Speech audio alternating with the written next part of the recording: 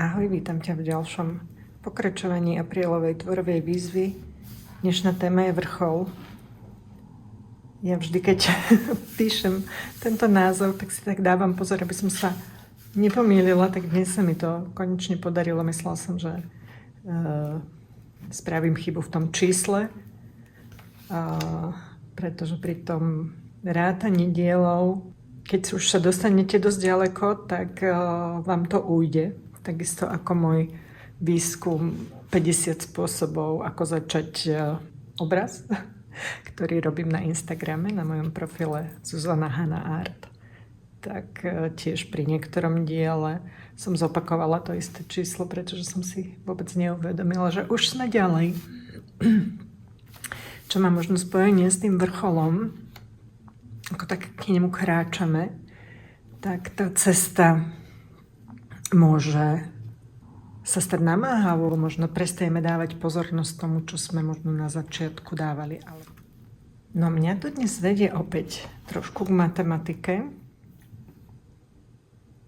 pretože vždy, keď hľadám, na čo sa napojím, alebo ktorý môj pohľad, alebo čo znova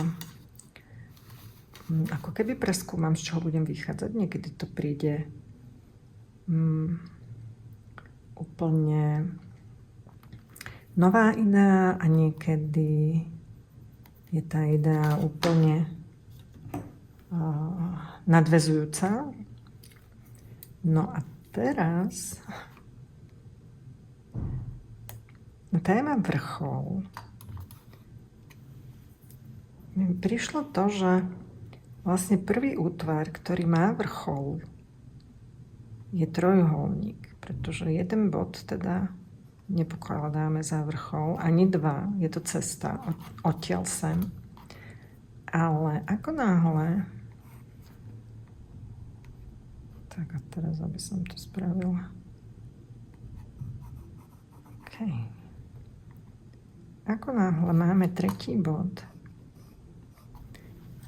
tak už hovoríme o tom, že je to vrchol.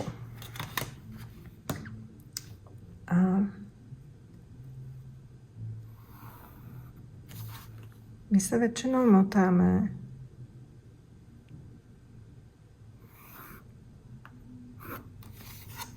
medzi tým, čo je možno dobré a zlé, alebo tmavé a svetlé a také či onaké. Ale možno keď k tomu pridáme ten tretí bod, tak to získa takú celistvosť a už je to stabilné. Vieme sa o to oprieť. Tak ako v alchýmii je to telo a duša, ktorú prepája duch. No a ako vlastne z tejto trojnosti spravíme štvornosť?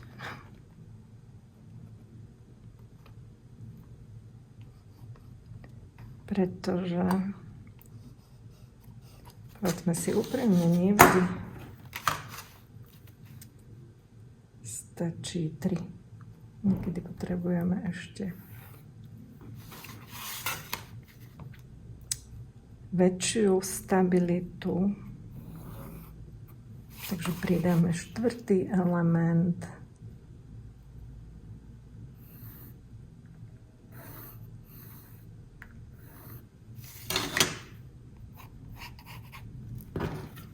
A keď budeme brať, že toto je zem a tu máme oheň, tak možno sem pridáme vzduch a vodu. A z 3 vrcholov máme 4. Áno, veľmi sa mi páčilo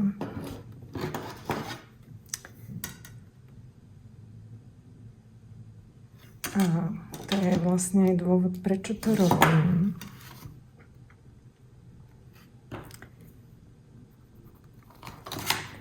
Keďže v téme číslo som robila 5-holník a nejak som ho skonštruovala. A toto je iný spôsob, ako vlastne zo štvorností, zo 4 vrcholov môžeme dostať 5.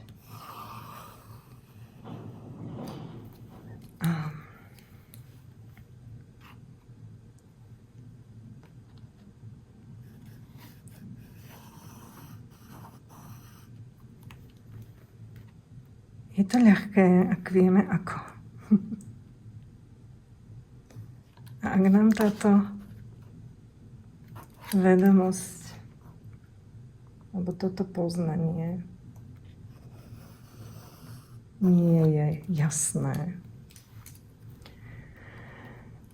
tak len pozeráme, čo to za zázrak a aké čáry sa to tu dejú.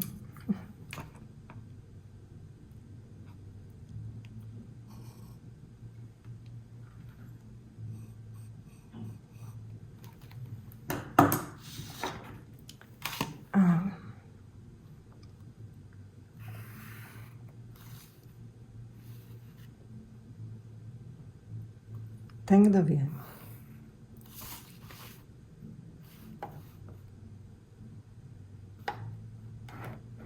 Ktorý vrchol, s ktorým prepojiť.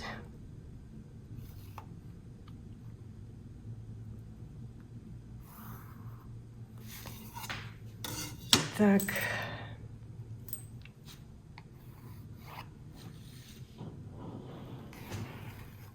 Dostáva ďalšiu schému. A možno tentokrát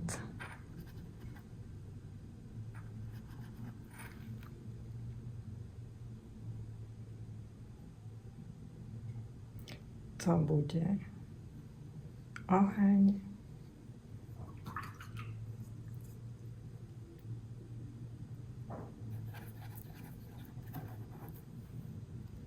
a zem.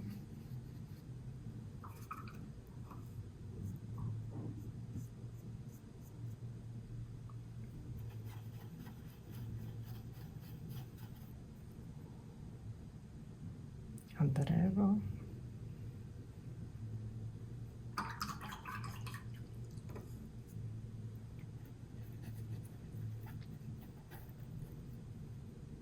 Voda.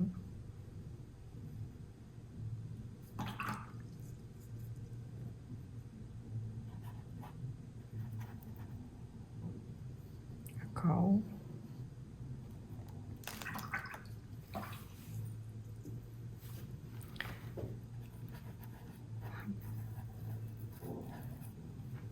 Tak.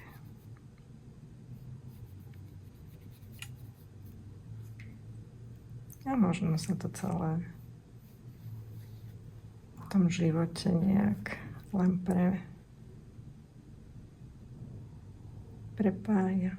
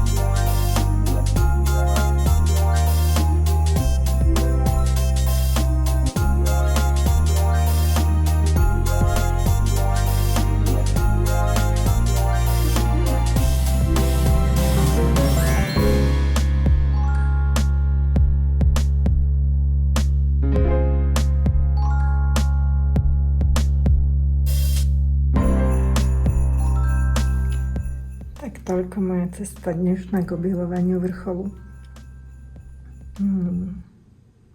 Aj s malým matematickým zamyslením a s vrcholmi. Dalo by sa o tom rozprávať dlho.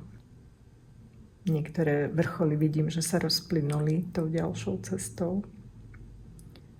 A keby som len tak popisovala to všetko, čo sa tu deje, ako tú rozprávku, tak by to bol tiež veľmi zaujímavý príbeh, ale nechám ťa, nech si zažiješ ten svoj a ak ťa toto tvorenie baví, pridaj sa na vlnu. Už sme na vrchole, už len 2 dni nás čakajú do záveru, ale na vlne neustále prebiehajú nejaké tvorenia a akcie a ak chceš byť pri tom, sleduj ma aj naďalej a teším sa na stretnutie zajtra. Ahoj. A ja si tie vrcholy ešte vyznačím, čo keď ich niekedy budem potrebovať.